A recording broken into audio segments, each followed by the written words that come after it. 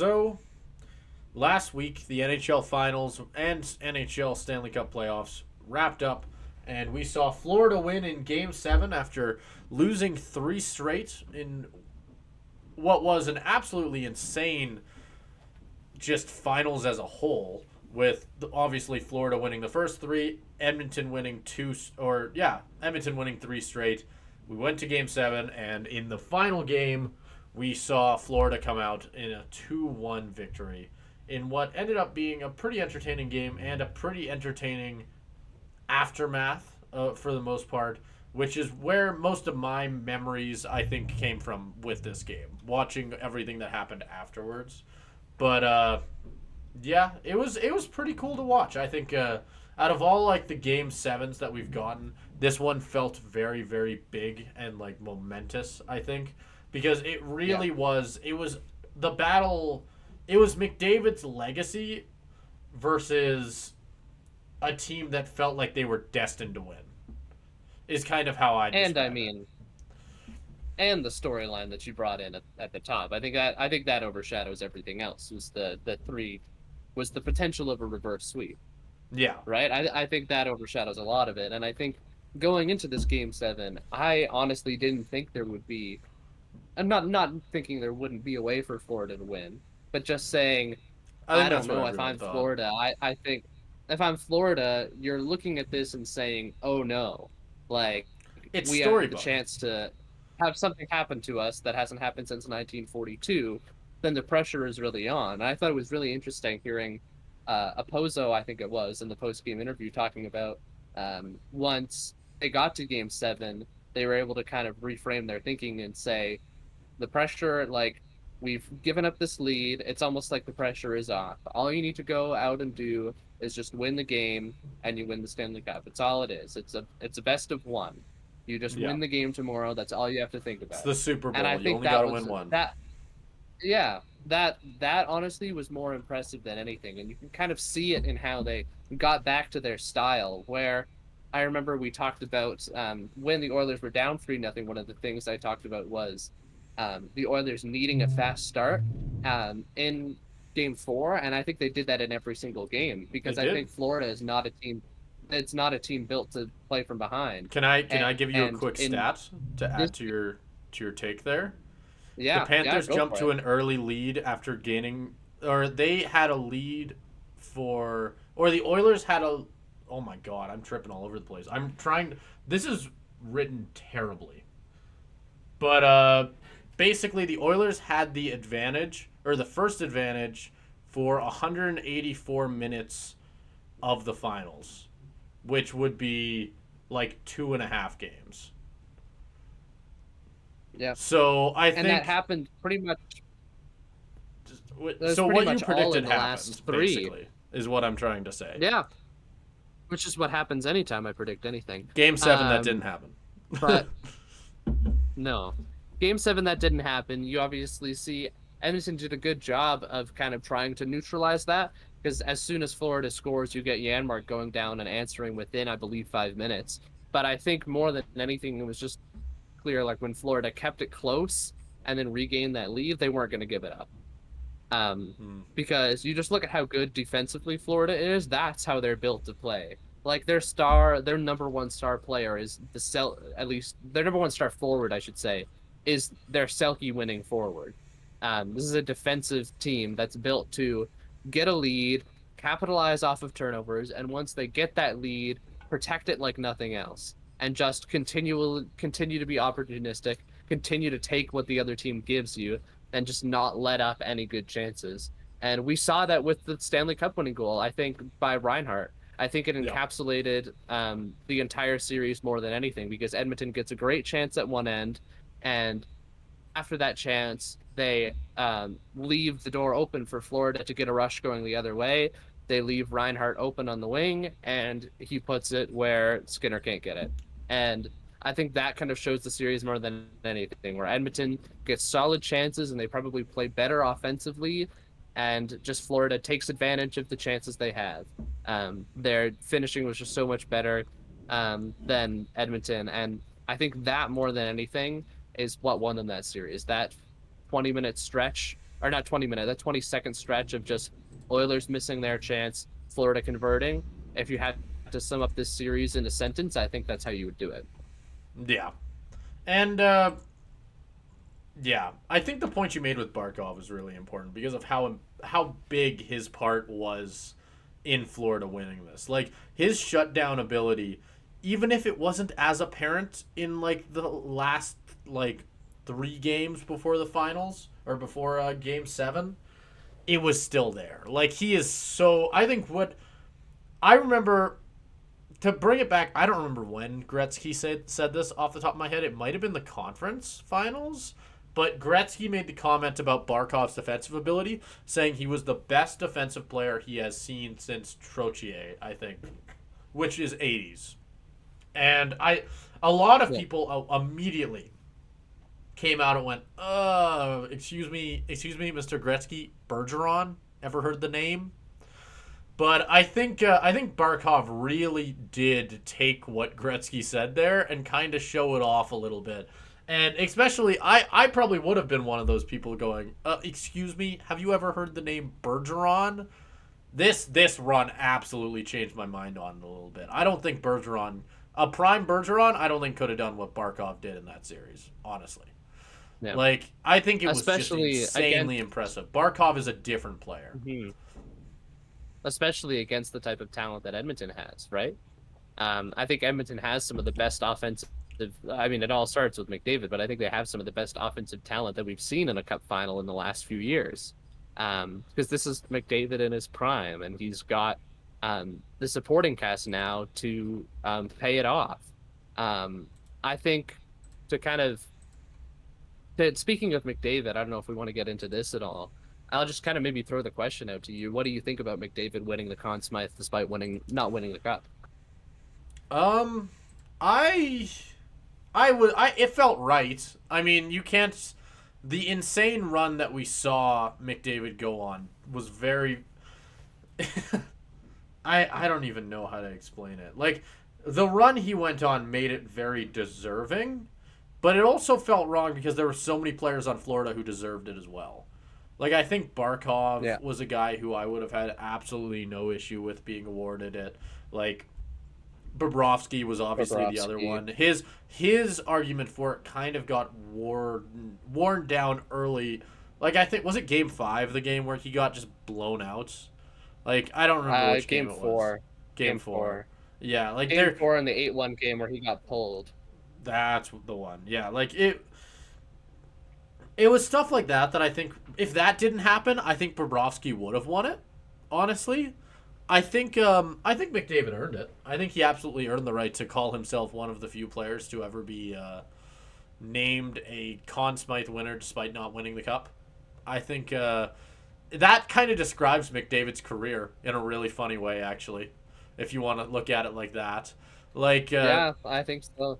Like, winning the Conn Smythe without winning the Cup is pretty much exactly what you would almost expect out of the Oilers at this point, from what we've seen the last few years with them. And I mean, it's for McDavid, it's the individual awards without the team success, right? Yeah, I think that's kind of been his whole story. I think it was also pretty telling. I saw some people getting mad about this, which I'm like, really, like, calm down. About him not going out to accept it. Which, did he not if I was McDavid, there's no remember that. No, he didn't step out of the locker room to accept it. Which I honestly think I would have been more like upset if he did go out to accept it. Because if you just lost the Stanley Cup, yeah, I mean, obviously, like, he doesn't even have to celebrate, like, but even just coming out of the locker room and kind of leaving your teammates to go pick up this meaningless trophy at this point, like, I don't know. I think that would reflect on him more poorly than not taking it. I think either way it would have reflected on him poorly, to be honest with you. If he went out there to accept it, people would have gotten mad at him. When he didn't go out to accept it, people got mad at him. I don't think there was winning for that, right? Because, like, that's fair. Think about it like this. I mean, if he had gone out, it would have been like, he goes out, he goes, yay. Like, doesn't even smile, does this McDavid robot thing, and then goes back to the locker room. That'd be it. Like, it's not like he'd celebrate. Yeah. Like, imagine if he went out there like it was the Stanley Cup one. Yeah! Yeah! And start, like, skating around with it. Now, that would have been a spectacle. That would have been pretty legendary. But... That never would have happened. You know what? Actually, just imagine. Any player in NHL history doing that. I can't see any player in NHL history. Imagine, like, as a fuck you. Because, like, a lot of... Another thing I noticed when they were handing out the Conn Smythe and announced it to McDavid is a lot of Florida players went over and gave Bobrovsky a pat on the back as kind of like a, it should have gone to you. Don't worry about it.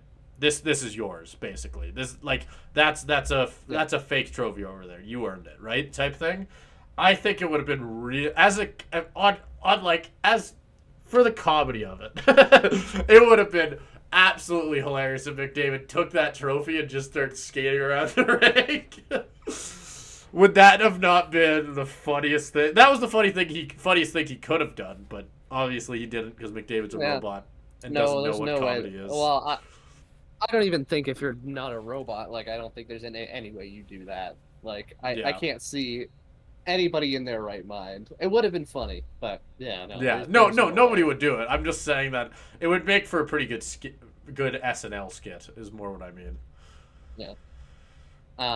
If we want to talk a little bit more about the Oilers, there's been some interesting news in the last couple days, I think, where Ken Holland is not coming back as their GM. Right.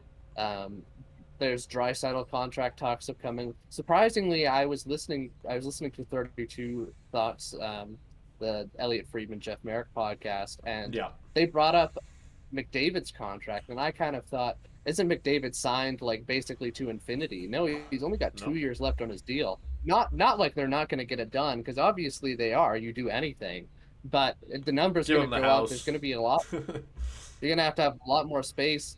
And I think that's a big concern for the Oilers, because you have to start looking at guys whose contracts are also up this year, like Janmark and Connor Brown and Adam Henrique, and say, are we able to keep you? And I think when you're having to look at that, I think, especially in the Stanley Cup final, that fourth line was their best line.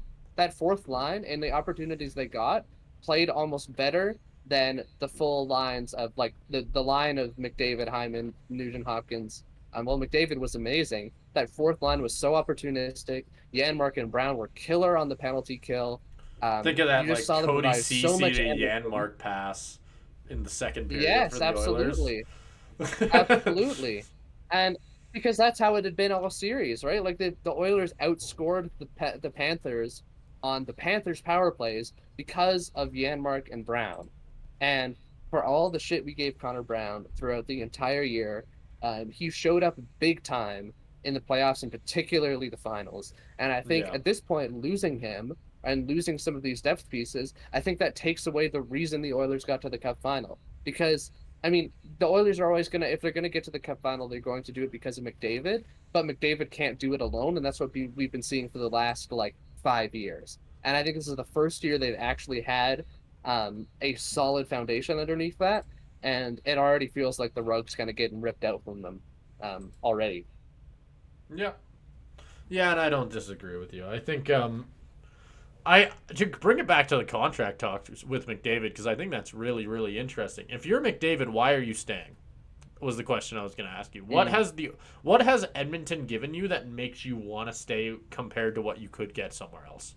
Like, I'm just talking about, like, depth. I'm talking about talent around you. Sure, Draisaitl. Edmonton got lucky with that one. But if Draisaitl wasn't there, just look at the depth that Edmonton has, or McDavid has been working with his entire career, right? Other than those, like, top few guys, it's been pretty bad.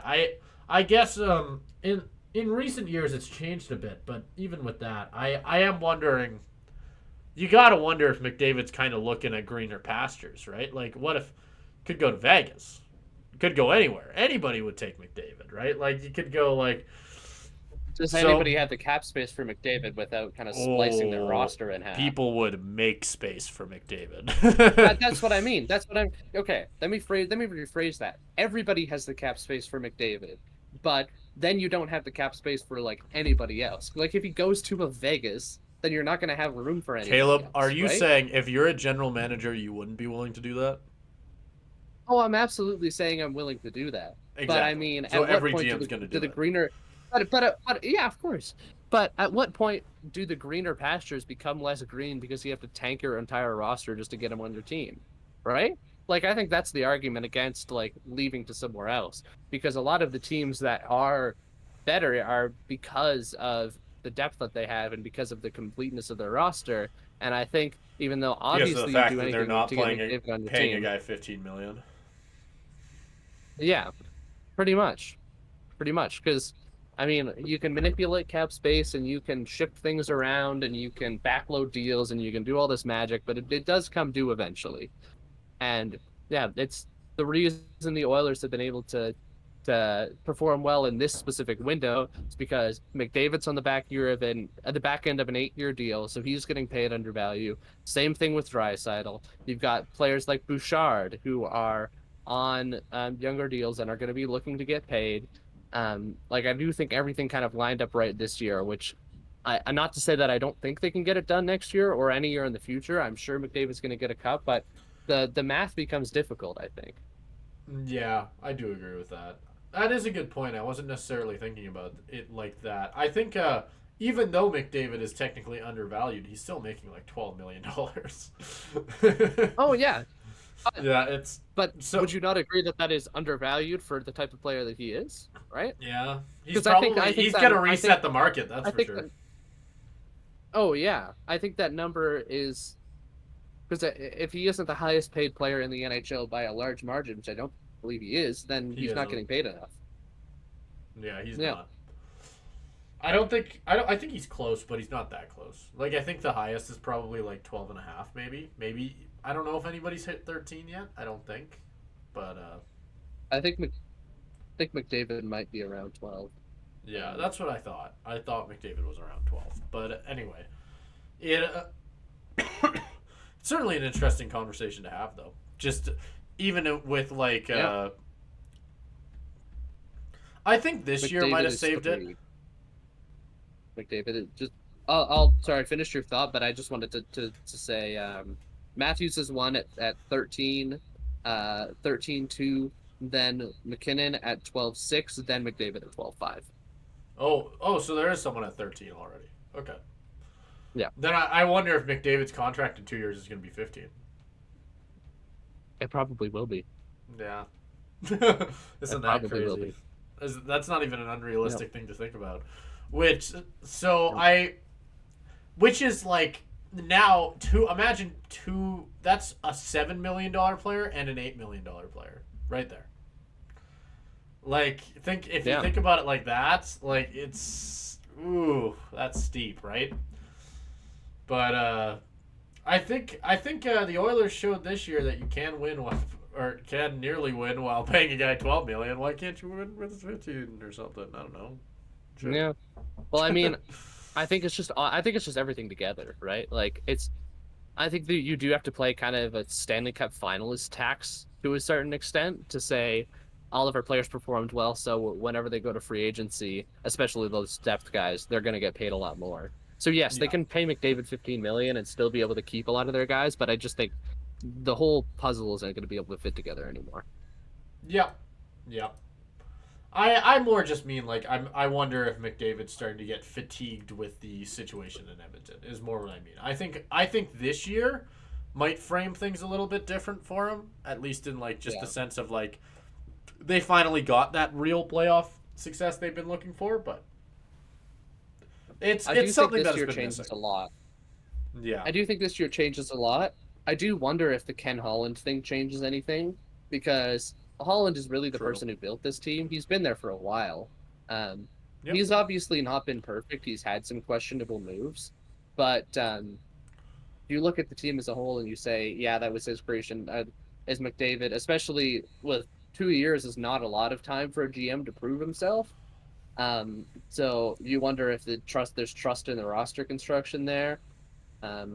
Yeah, I don't know. It'll be really interesting. I don't think McDavid will leave. I just don't think. I I just don't don't think think. either. I I'm- know I was there. it was a I know there. hypothetical.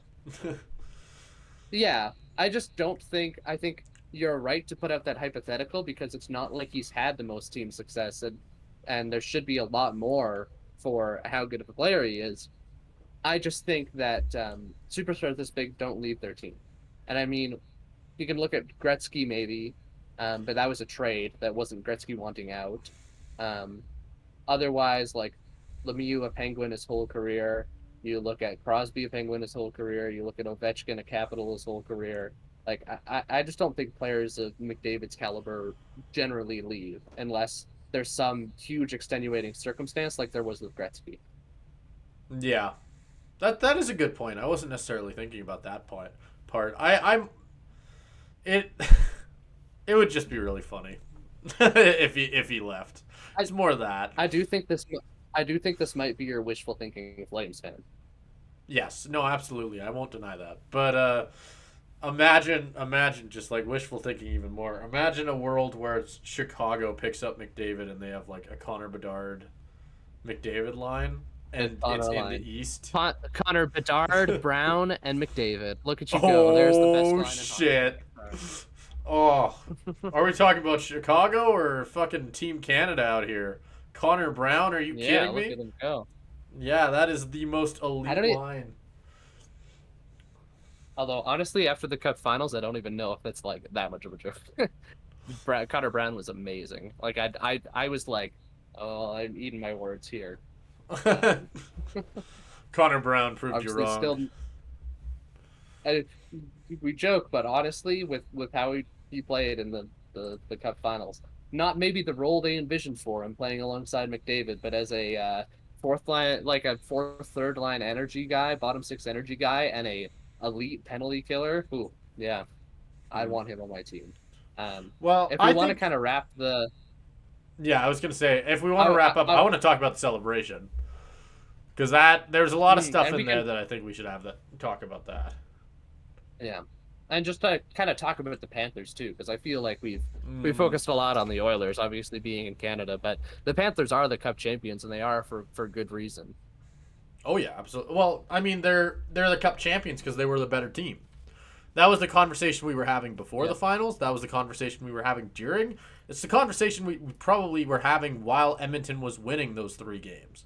Edmonton wasn't winning because they were the better team. They were winning because they got hot, and I think it ended up. I think the better team won is more what I mean. I think Florida.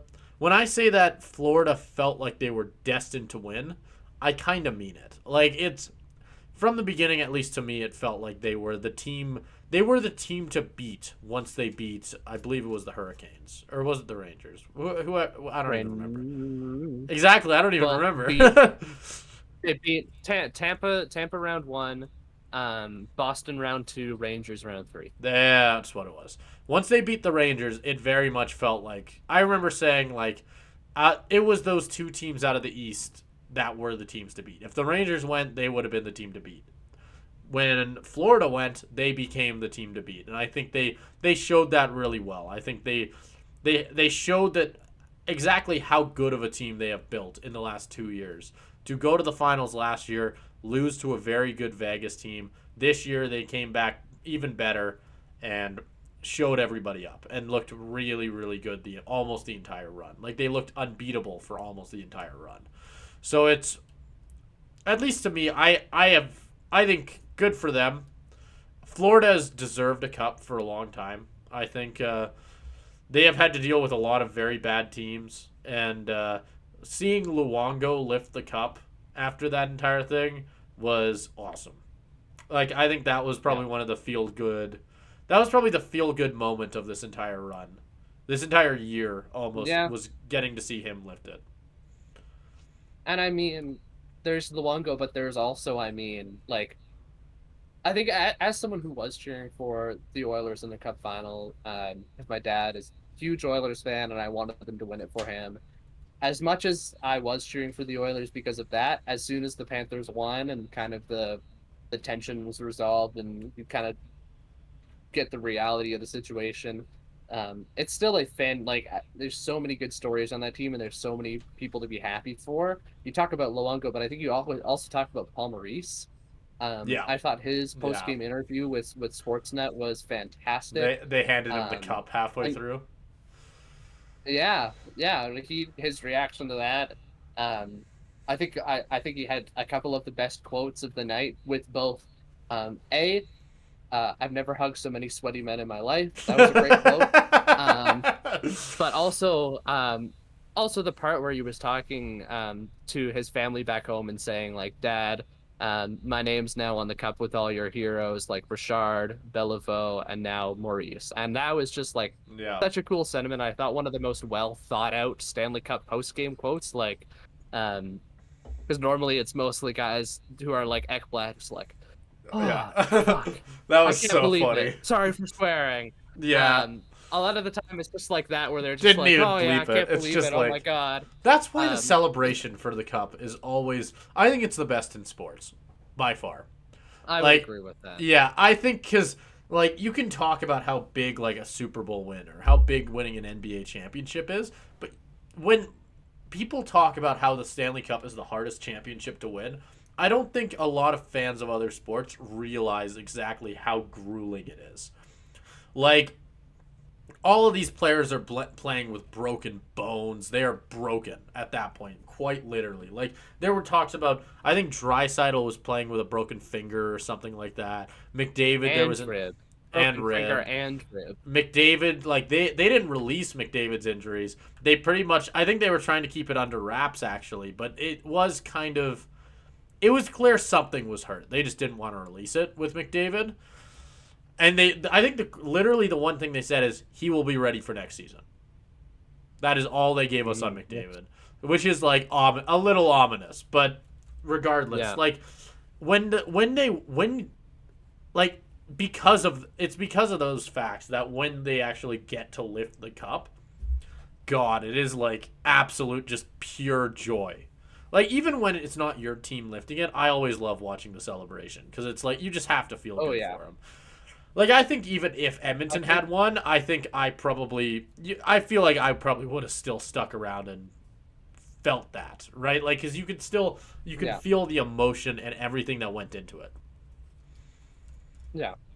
And I think the big difference, you talk about the difference between this and like a Super Bowl, even though the Super Bowl gets a lot more attention. I think you're right in terms of the just grueling nature of the Stanley Cup Finals. Like it takes twice as long. I mean, we started this journey back in April, right? It's Yeah. been like 2.5 months since it started. Well, the NFL playoffs only takes how 4 weeks, 5 weeks. divisional 4 weeks, 4 weeks with a week or 5 weeks with a week break in the middle there for the Pro Bowl. Yeah. And yeah, there's that part of it, but I also think just the presentation of it is another thing. The because you look at the lap with the cup, every single player getting their moment, just in the spotlight to say like, this really is a team sport. Look at all the people who helped us get there. Every player has their own story. Every player has their own moment. You get to see guys like Bobrovsky and Ekblad who have played in the league forever and never lifted the cup.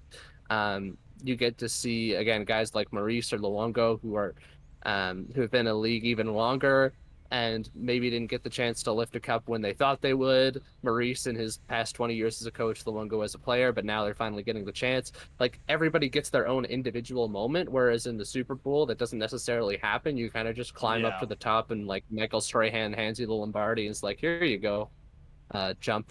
And then Here you go, buddy. And that's pretty much it. Good job in your one snap.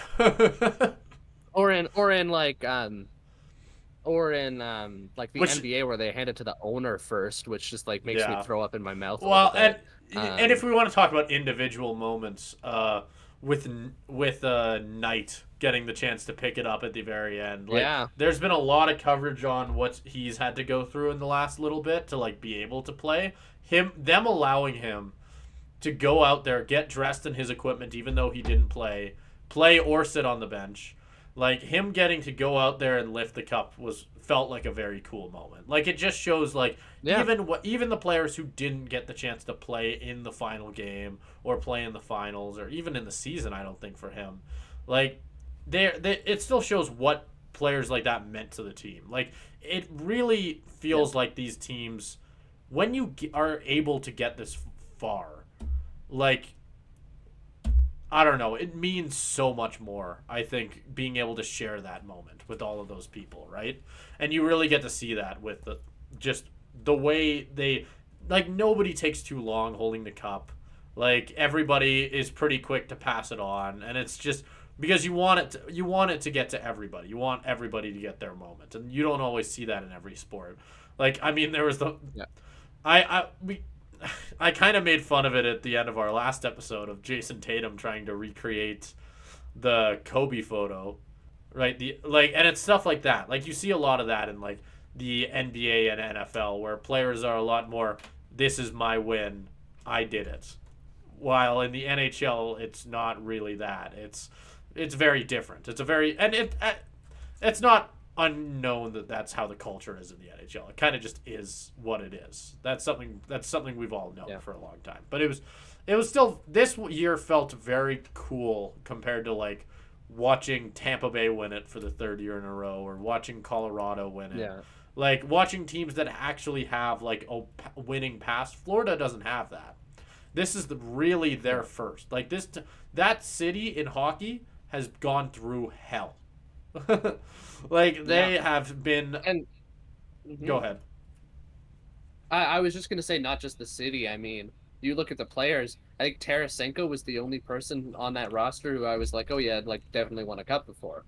Like everybody, I can't think of anybody else off the top of my head where I'm like, oh yeah, I remember them winning a cup. I'm sure there's probably another person, but you look at obviously. There's definitely Barkov, another person, Ekblad, but it's slipping. Yeah, by I me. know. There's definitely another person, but it's like most of the core of this roster: Barkov, Ekblad, Bobrovsky, even guys like Ekman Larson who have been in the league forever and not won a cup.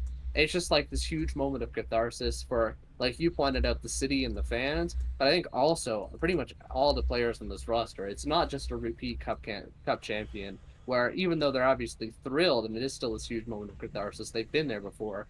This just felt like the long culmination of something for Florida, and that's a pretty special moment to see. I also think it's special just to see kind of all of the facades kind of break, especially you talk about hockey culture, where you see these players in post-game interviews after every game, and that's why like pucks in deep is such a stereotype because they really are just kind of giving stock answers a lot of the time. You don't get a lot out of these players, but after they've won the Stanley Cup, you really see their true personality shine through, which is why I think that last 20 minutes after the game is over is just some of the most like spectacular TV you can see. Yeah, no, and I agree with that. Ekblad's was really funny, like because he just swore, and then I don't know if you caught it, but when he went to go when he was lifting the cup, I think they had to like slightly lower the volume on like the thing. I heard I heard at least once of him going, "Oh fuck yeah!" Like he was definitely living it a little bit, which is fair. Yeah, when you make it to that spot in that sport, it's definitely that sort of feeling, right? Like I'm sure drafted 10 years ago, right?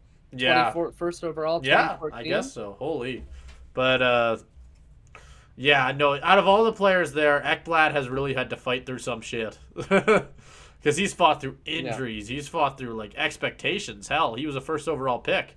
Like there's a lot. I think Ekblad's story is really cool as well. Getting to see him win the cup was awesome. Mm-hmm. Yeah, that Panthers team as a whole was very deserving, and them beating Edmonton just made it that much better. I do wish Edmonton had won, not because I like the Oilers or anything, but I think if there was any team any other team other than Edmonton or really anybody else in the playoffs who I would say I want them to win the cup, it would be Florida. So it was a great series. I'm glad. I think even if you were cheering for Florida the whole way through, you can say you're glad for the Oilers' comeback because it made it all that much more entertaining and turned what was almost a sweep into one of the better Stanley Cup finals we've seen in recent memory, at least in my opinion. I think in most people's opinion. Like that, like it is insane how good of a cup final that was.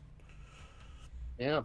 And particularly, I do want to shout out the one moment before we finish up here. I think one of the coolest last 2 minutes of the game in Game 5 it was, I believe, where there was the two empty net chances that Edmonton had, where Janmark put it off the post, and then tried to get the rebound on the post and missed it by about an inch. And then you go down, they get another empty net chance. Kachuk gets it diving with the stick Right, and yeah. like inches away from the goal line, only to give it right back to McDavid to put it in the net.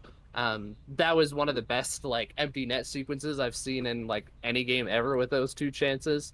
It was just a super cool final, super cool atmosphere in both arenas, honestly. Oh yeah. Edmonton, which we expected, Florida, which maybe some people wouldn't have. I don't think anybody Yeah, would have. it was just it was the whole package all around. Um, yeah, I hope next year's Stanley Cup final can live up to this bar that's been set.